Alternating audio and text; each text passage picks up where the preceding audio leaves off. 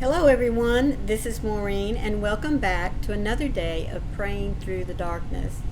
Now, today we are going to be talking about one particular verse from Psalms 119. But let's talk about Psalms 119. Did you know that it is the longest chapter in the Bible? It has 176 verses. Now, this whole chapter is divided into what we call stanzas.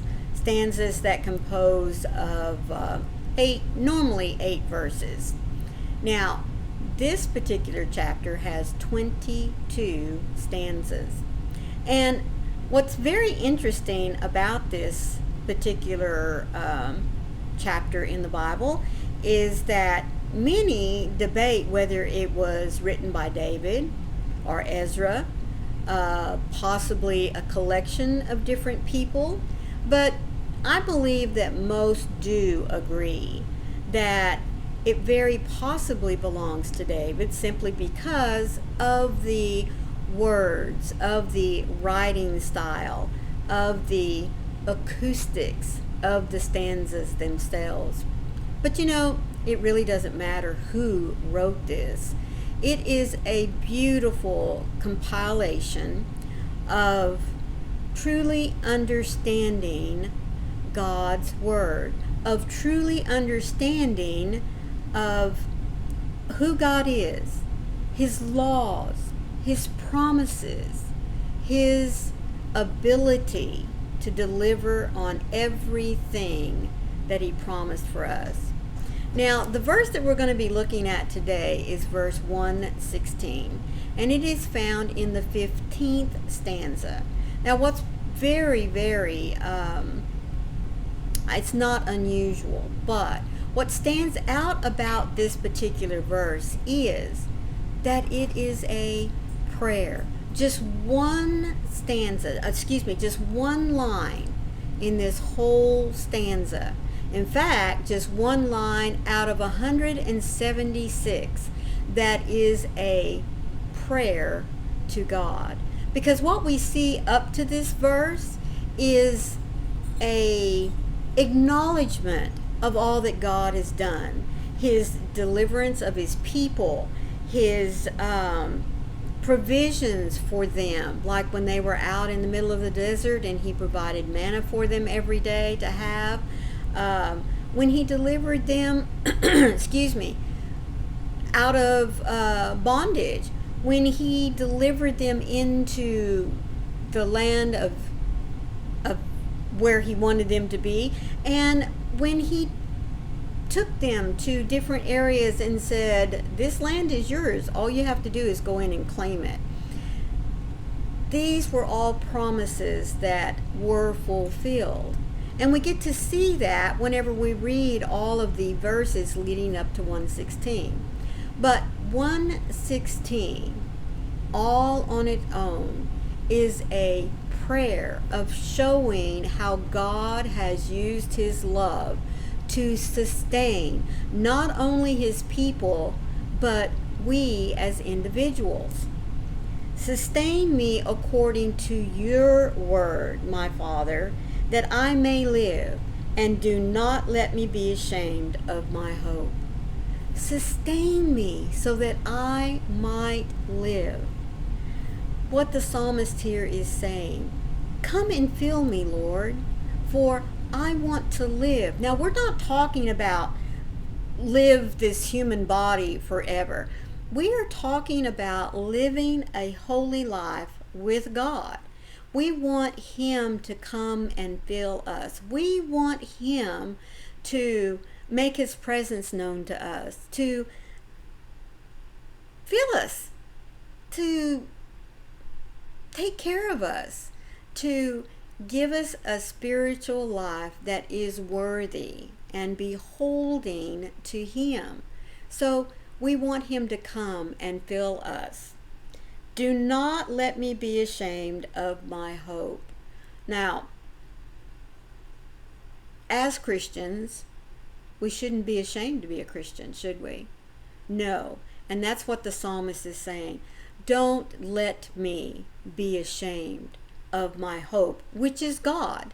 Don't let me shy away from talking about you. Don't let me shy away from showing others the life that you have for me, showing others your love, your mercy and grace, your sustainment of my own life.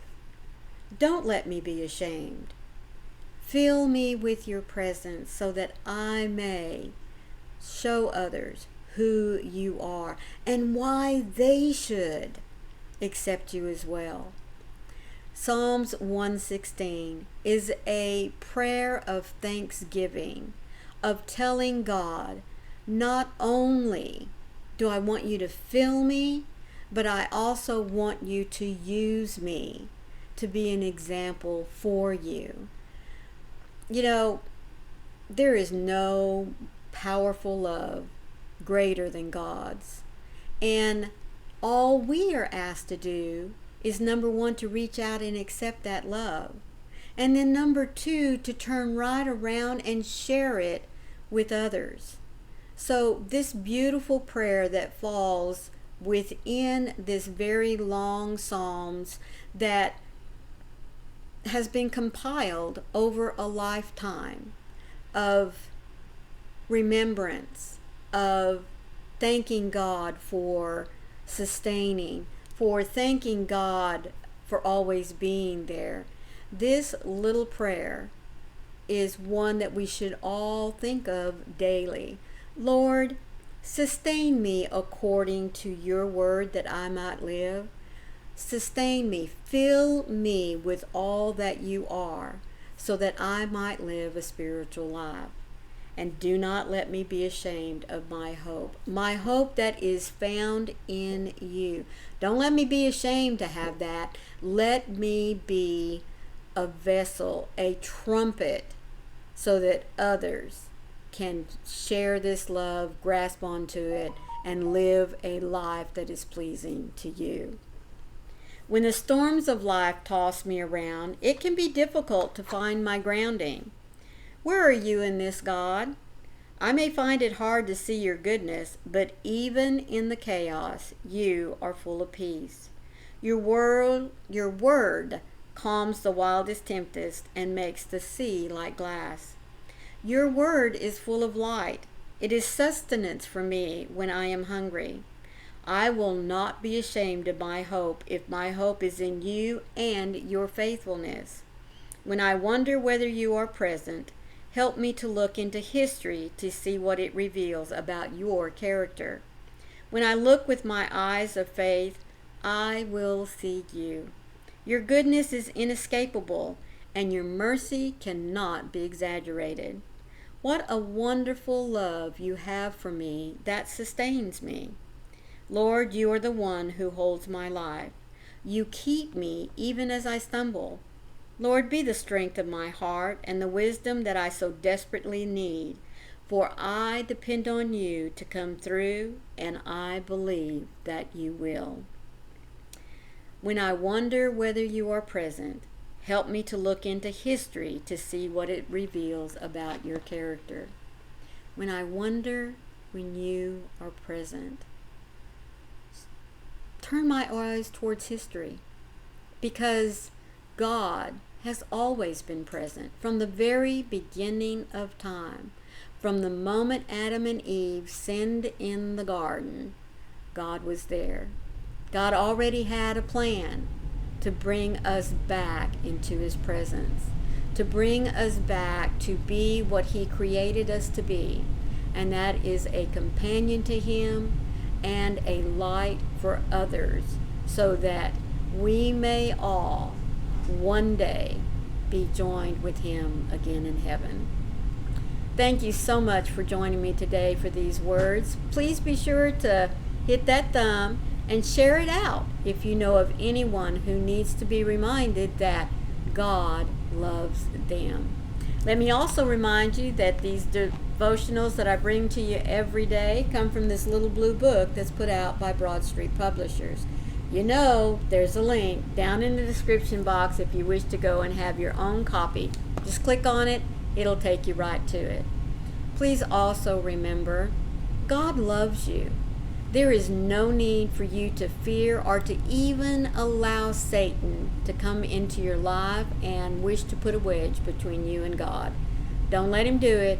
Let God be the one to handle Satan, and you be the one to let your light shine for him. And remember, I love you. So I'll see you tomorrow. Bye.